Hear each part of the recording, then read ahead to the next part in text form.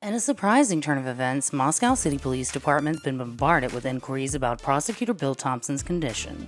Word on the street is that Thompson suffered third-degree burns, not from a literal inferno, but the blistering warnings delivered by a tenacious defense attorney. She's not going for the regular dismissal, she's going all in. Stay tuned as we assess Thompson's recovery from his metaphorical charring.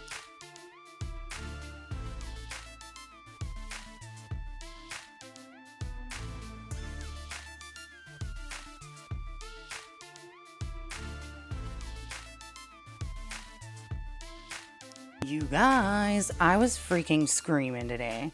No, she didn't. Oh my god. Totally call some of these things out. And I'm like writing guys back on my community post. I knew instantly I had to jump on the mic, and I'm going to try to get this out as quickly as possible for you guys. I stayed up late to make sure that I could read all of the paperwork, and I actually ended up staying way too late. Start out in no particular order, showing you guys my favorite parts. After heading up 3 reasons why he is correct, he ended it with a 4th that stated only this 4th thing could do the thing he's asking for. Hey, here's 3 reasons why I should win, and the 4th reason is the only reason I can win. It should be noted that if the state is correct as to the last point, the first 3 are irrelevant. I was dead! And after having said that they could use what the prosecution had presented to the grand jury as a presentation at trial, Thompson argues that this can't be done, and Ann says, finally, the state argues that it can always seek another indictment, and there's no way for the court to treat the indictment as a presentment. As is highlighted, the law is replete with courts treating legal documents masquerading as one thing as what they actually are. Word! Did she just say your indictment ain't shit? Yeah, that's what she said, bro. She was like, your indictment ain't shit. Sit down. Nobody worried about your little weak-ass indictment. And boom, she signed that bitch off by saying, here's the rule where it damn sure can be thrown out and there ain't shit you could do about it. Boom, in your face. Yeah, that's the highlighted little pink one. And she ain't tired yet. As yet again, she lines up the fact that prosecutorial's arguments are not even really pertaining to the case law that he's attempting to use in those arguments. She digresses and has to say, for some reason, even in that case argument he's trying to use, they could not fathom why people were using any other standard except reasonable doubt. Bill sort of argued that the people of Idaho don't really give a shit. And Ann's all like, yeah, I'm sure they think it's super fun to go to jail for nothing. One in the green, she said, catch us outside, bruh. To deprive the accused of fundamental rights has natural consequences. As a dismissal of the indictment, or treating your indictment like it ain't shit. Let's not leave out turquoise up there. The state likely realizing that the argument has no likelihood of success, then shifts to arguing prejudice. But skipping ahead after this one, because perhaps ironically some of the framers did not care for them. Those pesky kids trying to keep their constitutional rights, fucking up all the frame jobs. Wait, just one more. Check him out, reaching back into 1927 for his case law here. What should we do in modern courts with modern problems? Probably check the 1800s, figure out what they did, you know? Seems reasonable. To which Anne retorts, history won't help the prosecution's case. Boom! Oh my! Whew. Moscow City Police Department asking tips from the public on how to get Ann to sit down and take a rest after that beating she just gave Bill Thompson. Not gonna organize the tips or anything, but you know. You feel me? Trying to look busy at work. Look busy, the operative word. Okay, so here we go. Let's get into some of the legitimate things that Ann is facing here with the Idaho statutes. And of course, she has to go through Latah first, and she is done with them. That is what I was going to tell you guys whenever I went to go update you guys after I finally read the paperwork and got to actually catch up on the court hearing. So I posted that, okay, he waived Speedy rights, and, you know, I was kind of just really bummed and depressed and kind of another one lost type of thing. And, you know, I'm not going to get into it for the purposes of right now, but attorneys abuse that often. Sometimes attorneys can appear to be fighting for their clients on the surface, but deep down, you know, there can be something naughty going on. And I have confidence now that that is not what's going on here, because There was even one point where the judge was like asking Anne something, and you could almost see her forcing herself to pretend to play along about the trial. I don't think she ever anticipates that happening.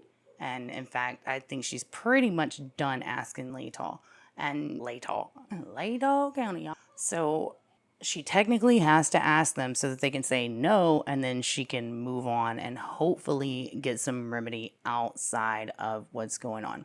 Now, I gotta go fix the audio, but I swear there was like a hint at the end. I'll save that for later. All right, focus. So, the actual Idaho conflict here that Bill is arguing so fiercely for is a conflict in the grand jury language for two laws that Idaho has established laying out the grand jury rule. This would be Anne's rule, okay? This is the one that she's like, it's plainly right there.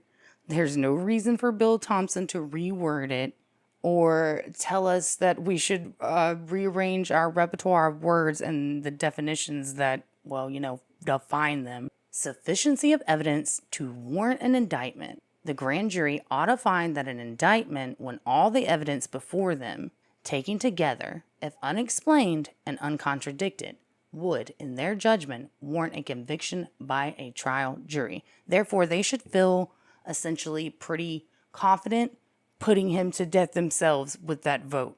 It should be beyond reasonable doubt. The grand jury should indict a citizen once it feels that there is no reasonable person who would believe that the defendant did not commit that crime. Now, Anne alleges that the grand jury was instructed that probable cause is the standard, which quite frankly, in the spirit of law, which means law that is practiced, as I argued last time, the prosecution keeps annoyingly bringing up the statutes while they're also trying to operate in this archaic, I'll go back and check what they did in the 1800s, which granted our Constitution is back there somewhere, but that's the point in legislation changing and moving with the times, is that for all intents and purposes, usually you're already practicing what should be in the statutes with the spirit of law. So with the way that it just generally works, because most judges are going to go, yeah, you need that experimental thing that led us here to Bryan Kohberger today. They don't need a statute to explain that. We have the basis of what a constitutional right is. We have a basis of what a proper defense in your death penalty trial should be. And really, orders and arguments like this should be set aside for more nuanced areas of the law. So that's why I started here, because this is sort of a nuanced thing, because this is, and Anne even kind of says that in her argument she filed. She said, and finally, we're here to the only one that Bill Thompson has any legs to stand on with. This is his saving grace, really, if you would call it that. And I would not call it that, because listen, here's his. Sufficiency of evidence for warrant indictment if the grand jury finds, after evidence has been presented to it, that an offense has been committed and that there is probable cause to believe that the accused committed it. The jury ought to find an indictment. When the grand jury has evidence before it that would lead a reasonable person to believe an offense has been committed, and that the accused party has probably committed the offense. Now, this is a kind of confusing statute. For one, it uses words like probably, which would not really pertain to beyond reasonable doubt. But it also seems to refer to reasonable doubt by saying what would lead a reasonable person to believe an offense has been committed. So Anne argues that here Bill Thompson is getting hung up on the idea of, again, spirit of law, probable cause. In today's world is police issuing themselves a warrant, essentially. Being able to tell a judge, hey, I have some reasonable reason to believe that, what is it with me and doubles? I can never think of a second freaking word. Of course, sometimes they don't have reason to believe, you're just driving while black or whatever. So essentially, he wants to be able to indict people off of the same cause that would allow a deputy to search your car. Yeah, nice dreads you got there. Get out, you hippie. I know you got some weed on you. I don't know what the fuck that accent was. Okay, so my bad, cops. I don't know why I did. Just kidding, burn.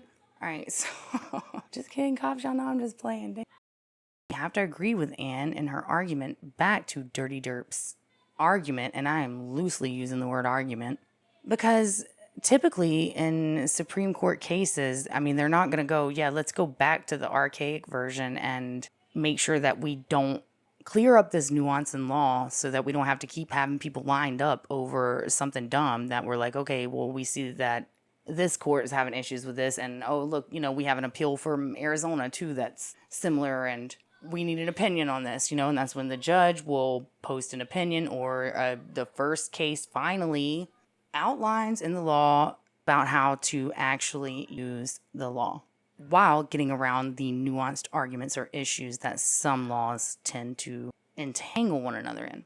All right, so to get a little bit more order here, might be some pauses here. I'm being lazy with this video because I wanted to get it out for you guys really fast. So in paragraph 1, I believe we basically already covered the whole in this. They're arguing about section 191107. So in number 1 and number 2 paragraphs in that paperwork, I think we've already basically covered, which is that the criminal procedure and the Idaho criminal rules are kind of contradicting one another here. So they're arguing over whether probable cause or beyond a reasonable doubt should have been used in the grand jury indictment process. So typically we have Supreme Court cases to raise the bar on things like this.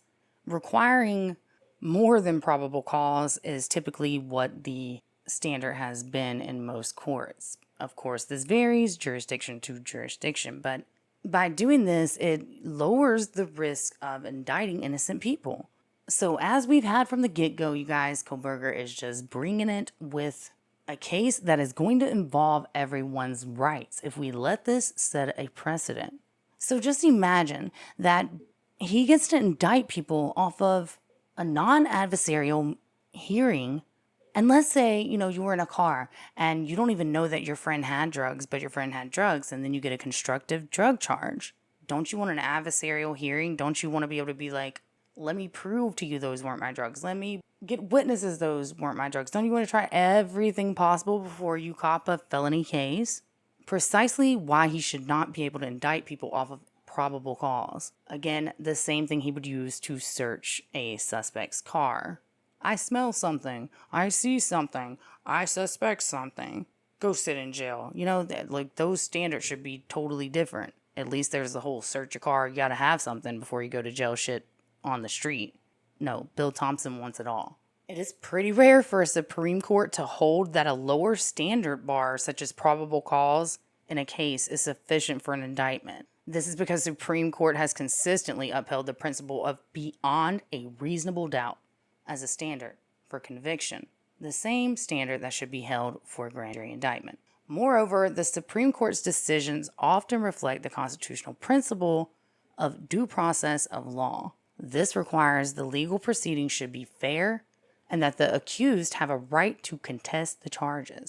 A lower standard of probable cause for the indictment could potentially compromise these principles. All bad. Don't we want the jurisdiction to raise the bar? Get on up there with the justice system, be just, transparent, raise our confidence in them.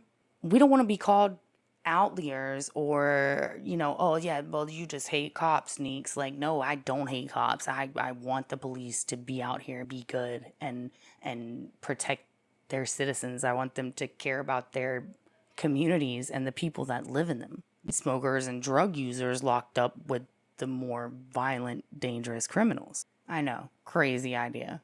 So for me, I think it's pretty predictable right now that, Anne's case is way up here. And, well, you guys know the rest. Because exhibit after exhibit after exhibit in their motions to compel. Meaning, in these hidden exhibits that we don't get to see, Anne is attempting, and I keep doing this, not giving the other defense attorneys their shine, the defense team. So while all of the burn Bryan Kohberger at the stake people are out here going, defense can't make prosecutors have something, well, there's more shit that they need. Else, their exhibit and seal after seal on those exhibits. 4th one, 5th one, 6th one. Motion to compel, motion to compel, motion to compel, motion to compel. And not just a motion with evidence. Like, here's how we know that yet again We don't have the same old, and we don't have this stuff either.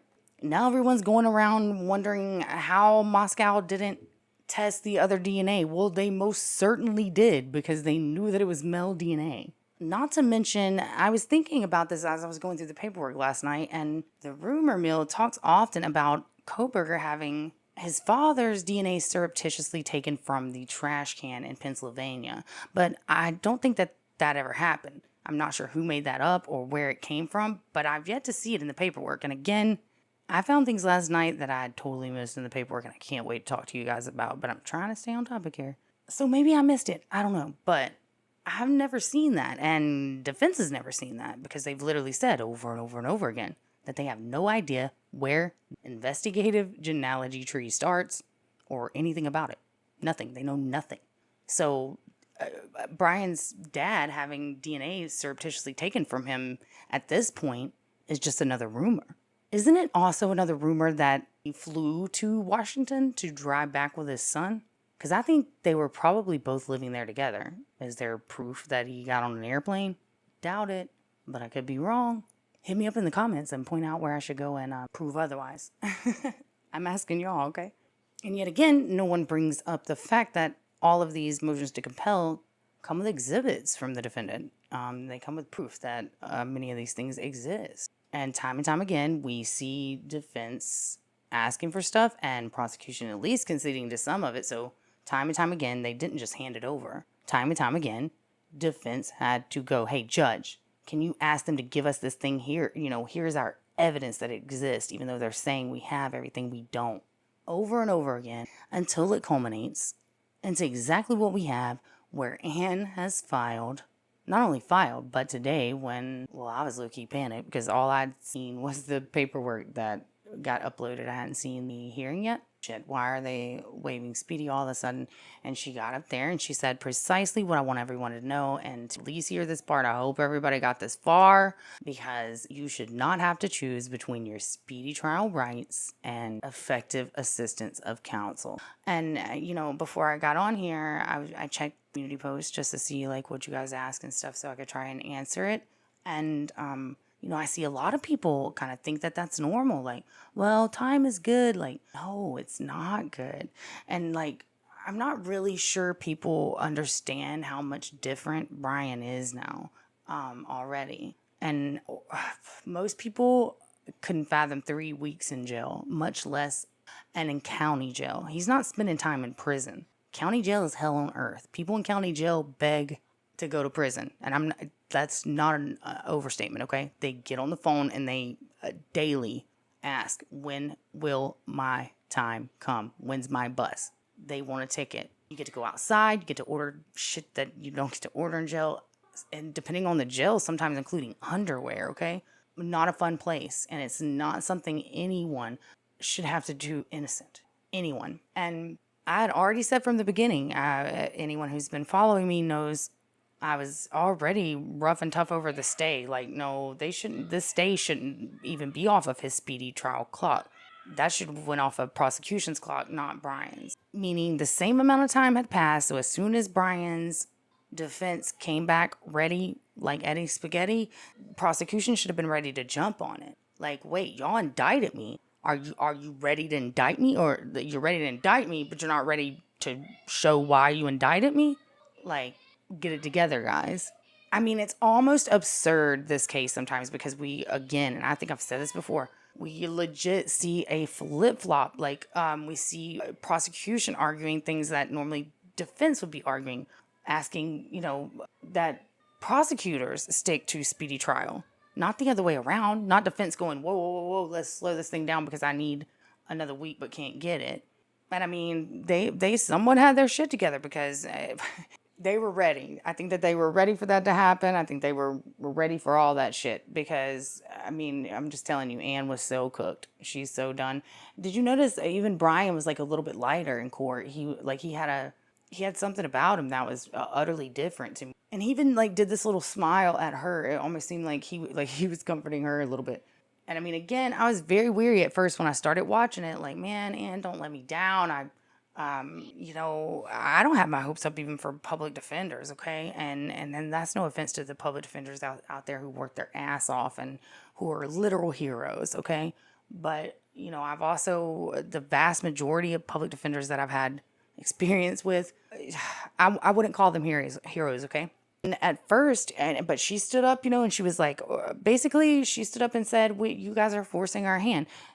She said, I have already done everything that I could do, which was ask that they take the death penalty off the table. The death penalty is forcing Mr. Kohberger to choose between his rights because, defense won't give us evidence that led to him. And you guys just want to barrel him right into the firing squad on a case that they've been able to reverse engineer against him. So undoubtedly, you're gonna lose if you don't have the evidence to show that reverse engineer.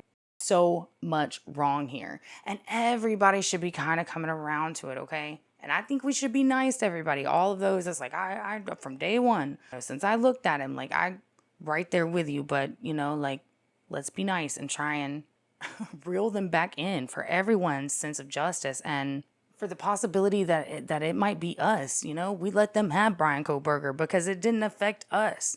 We let them have Idaho because it didn't affect us. And then there was no one when it affected us. So, we got to be like, it's okay, man. Is there a brain cell in there? There is. Let me shine that brain cell up for you guys. All right. I ain't shit. And plows right through everything that attorneys on the prosecution side attempted to use in this argument, claiming this one doesn't count, this one doesn't count, this one doesn't count.